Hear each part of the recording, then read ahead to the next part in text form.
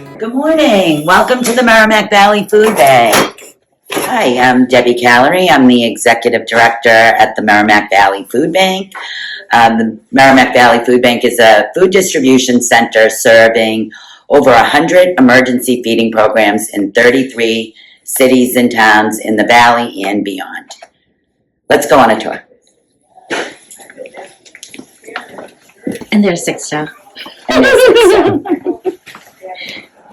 In addition to our food distribution, we operate several direct service programs. Right now, we're in our mobile pantry area, which is our senior feeding program. This program is a grocery delivery service, providing a monthly delivery of groceries to over 300 homebound seniors and disabled individuals in the greater Lowell area. Wow. So they receive enough food to prepare maybe 26 to 30 meals a month, and volunteers deliver those monthly. Wow. And where does the food come from? So some of the food is donated, and when we get further into the warehouse, the majority of our food comes from the Massachusetts Emergency Feeding Assistance Program, or MEFAP, and also the USDA, which is TFAP. So we get that food by the caseload, but then of course there are food drives and food companies donate to us. So it comes from a lot of different places. Okay.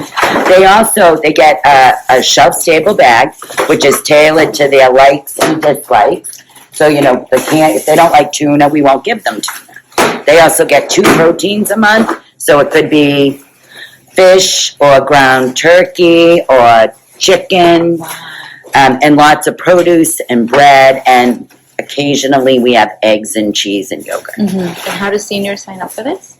Some are referred by social service agencies, so like Age Span, or a social worker from the hospital may call and say they have a client. A lot of it is word of mouth. We serve, a lot of our clients live in public housing or senior housing. So one neighbor tells another neighbor, and the next thing we know, they're calling. Right. And we do an intake, and it has to be more than I just don't have a car. Right.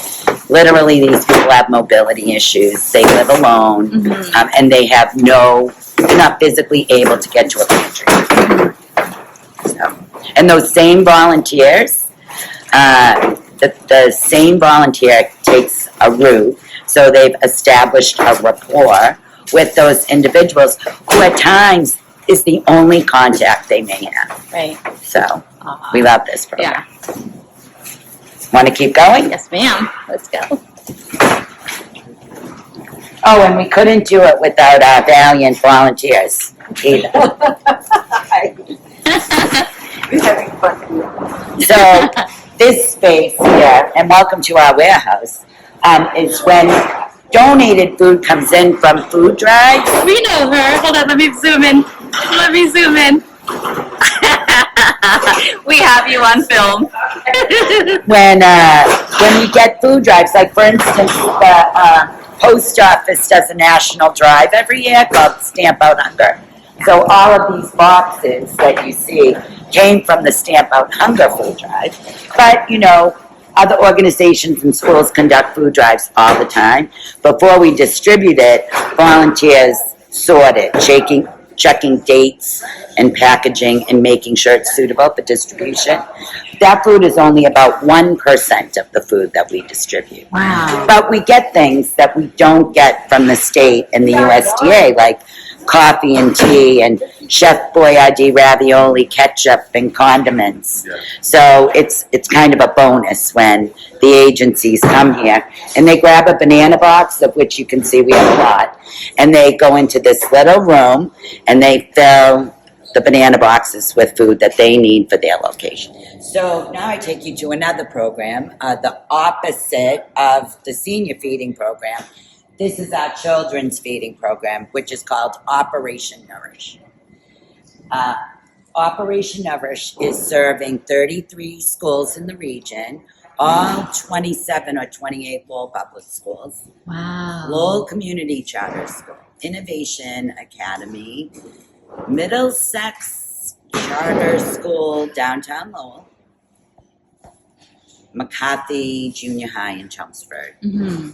and both technical high schools, Greater Lowell and Greater Lawrence Technical High School. Okay. So the elementary schools in Lowell, the students identified by a staff member as living in food insecure homes receive a bag of food. Let me see if I can.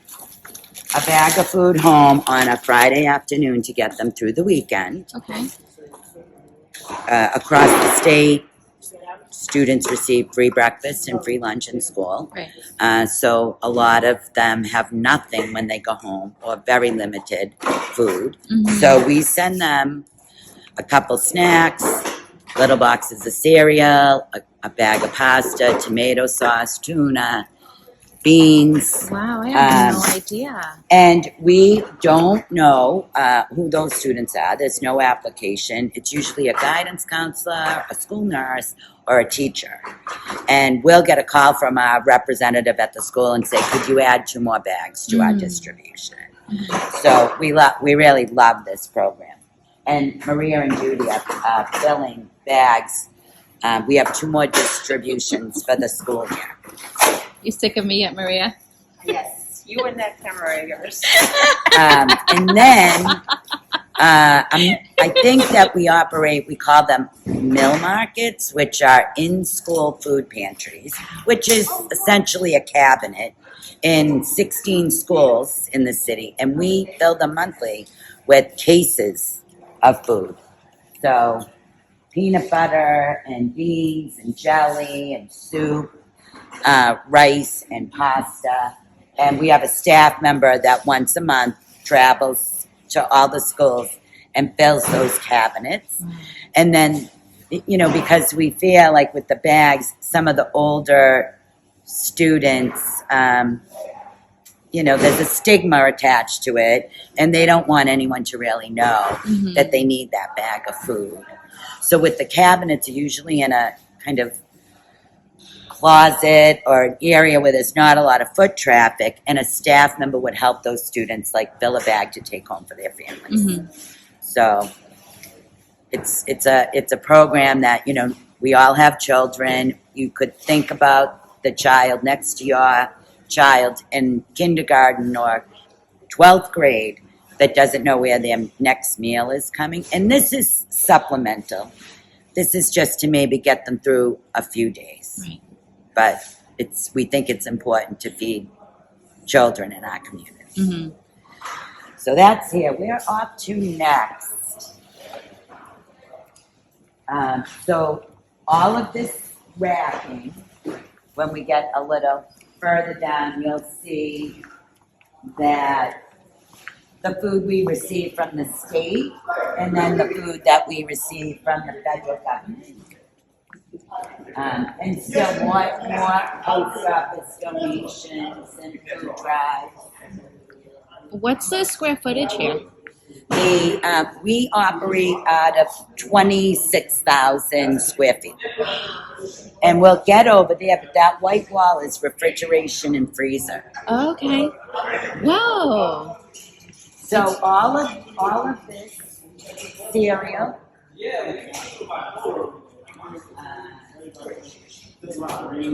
chicken, pouch chicken, and then we have macaroni and cheese, which is clearly a staple. Corn, rice, shelf-stable milk, and peanut butter is all from the state. So there's a line item in the state budget. We share it with 3 other food banks in the state. All of this food here is USDA. It's from the TFAC program. And so we have raisins and walnuts and black beans and apple juice, more peanut butter. Wow. And I don't know what's on the other side over here. Applesauce. More apple juice, raisins, beef stew, and pinto beans. How is the pantry doing now with food supply? So we're doing pretty well. We haven't we experienced one cut. Food that was scheduled to be delivered over a 6-month period. Those deliveries were canceled by the federal government. About $250,000 worth of food. But this program here, we're hoping is not touched because we get a third of our food from the USDA. Right. So that could be crippling Right. to us, but to the people we serve. Right. Wow.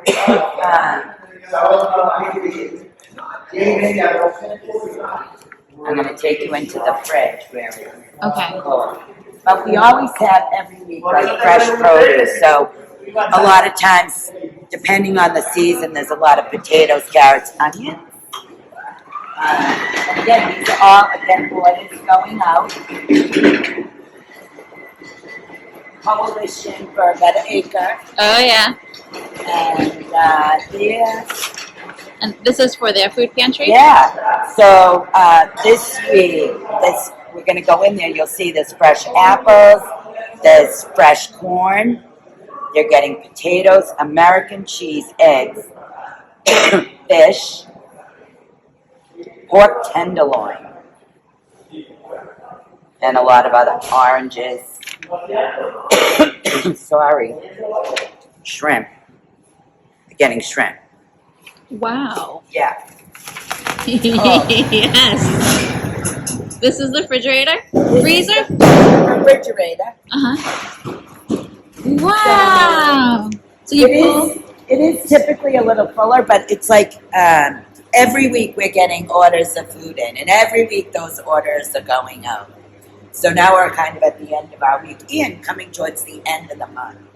But this will all be full in no time. Mm-hmm. The eggs are federal, USDA, but oftentimes we have state eggs as well. It's probably the most popular item. Right. Even before the egg crisis, eggs were the most popular item. American cheese, which for many years people would refer to it as government cheese, and it used to come in just a big block. You'd have to, now it is the slices. Right. It's not the big blocks anymore. Oranges, apples, corn on the cob. Wow. And more oranges. Yes. Then, I wanted to see it. Now, you're welcome. It's really cold. This is the freezer. Holy cow. So cold in here. But these are all donated items that you see here. So like stuff like from a grocery store. Uh-huh. Hot dogs, cakes, some kind of cake, chocolate cake. Ooh. Chocolate cake. We have a co-op program, so we'll purchase cases of food and the pantries can buy them if it's an option. So meatballs, hamburgers, hot dogs, and pork chops. Oh my gosh, I think this is pork tenderloin. Yes. Frozen pollock, shrimp, and then all of these items are for the senior program. So volunteers portion food, and then also through a grant, we've been getting meals from Lindsay's, which we've been partnering with Lindsay since the pandemic on these meals. Okay. But we worked with Lindsay's to get a grant, and Lindsay's prepares the meals for us, and then they are reimbursed by the grant. I love it. So about $22,000. So those seniors get 2 different meals in their bag a month, or they'll get a Lindsay's chicken pot pie, one or the other. So, and all of this is what we call food rescue. But now I'll take you to where a lot of the other kind of work is done.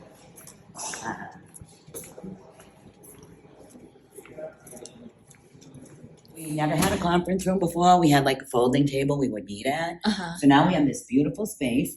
We have our board meetings in here and staff meetings. But we also have had community gatherings here. This morning was the Greater Lowell Development Committee all met here, and it's open to anyone that needs a space.